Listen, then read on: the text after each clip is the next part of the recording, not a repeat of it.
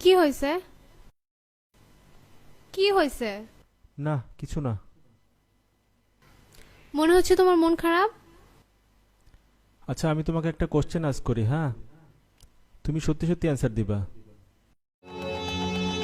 Who is Tarek the handsome? তুমি ওর সম্পর্কে কেন জিজ্ঞাসা করতেছো?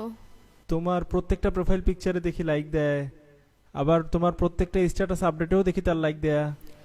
আমরা অন্য কোনো ব্যাপারে কথা বলি। না, সে কি তোমার এক্স বয়ফ্রেন্ড টয়ফ্রেন্ড নাকি? মনে হইতেছে অনেক সেনসিটিভ ওর ব্যাপারে। এখনো ভালোবাসো টাসো নাকি ওকে?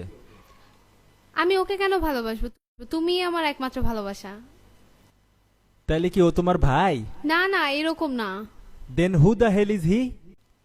না তুমি তো আমার কাছে কিছু একটা লুকাচ্ছ, আমি তো বুঝতে পারতেছি। না তোমাদের সম্পর্ক এতই ঘনিষ্ঠ, ও তোমার কাছে এতই ইম্পর্টেন্ট?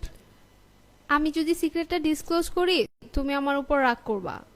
দেখো আমার কিন্তু সত্যিই এখন অনেক রাগ লাগতেছে। আমি সত্যি বলতেছি। ধ্যাৎ! না, আমার আর তোমার সাথে রিলেশন রাখা সম্ভব না।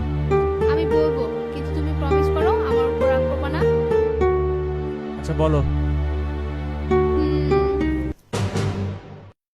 ওইটা আমার ফেক প্রোফাইল। যখন কেউ আমার পিকে লাইক দেয় না, তখন আমি আমার পিকে লাইক দেই ওই আইডি থেকে। আর কমেন্টও পোস্ট করি, যেমন ধরো কিউট, নাইস, হট এইসব।